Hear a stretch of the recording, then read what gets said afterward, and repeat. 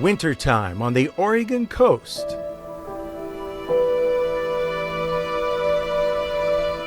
It might not be your first choice for a winter getaway, but hear me out.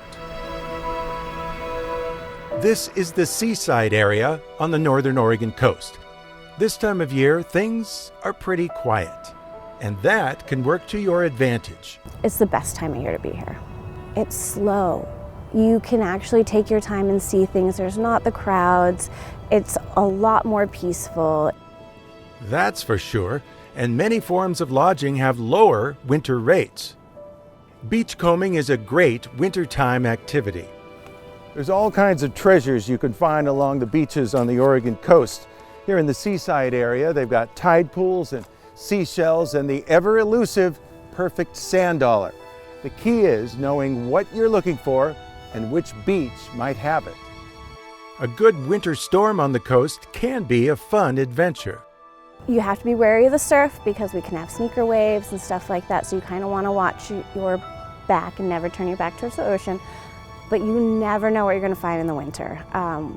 We love to beachcomb in the winter. So you find all sorts of jellyfish and sometimes little invertebrates that you don't know what they are. And it can just be a mystery walking along the beach to see what you can find. Of course, wearing the right clothes is essential in the winter.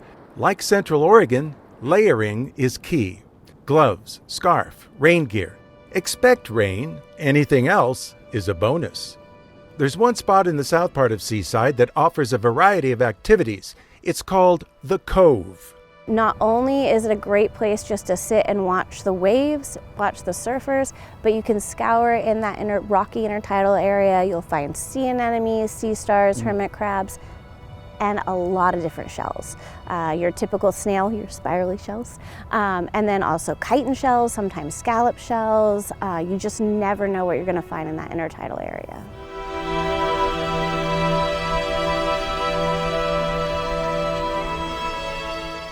Even this time of year, you will always see a hardy group of surfers trying to ride their wave into the cove area.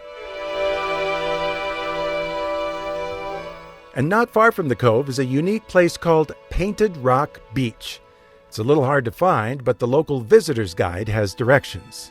They paint rocks and they leave them there, and sometimes people take rocks. It's not really encouraged. It's more encouraged to paint a rock and leave it there. And some people do it with their, their family and their names or dates, or they just do like an octopus or a beaver, all sorts of different little images you can find there. The elusive perfect sand dollar is not on the winter beachcombing menu. If you're going to go for sand dollars, I always suggest coming in the spring or summer. The surf's a little bit more mellow and those sand dollars will come onto the beach undisturbed. There is a strategy to find the perfect sand dollar, and it includes avoiding competition from some noisy locals. And in this case, the early bird gets the sand dollar.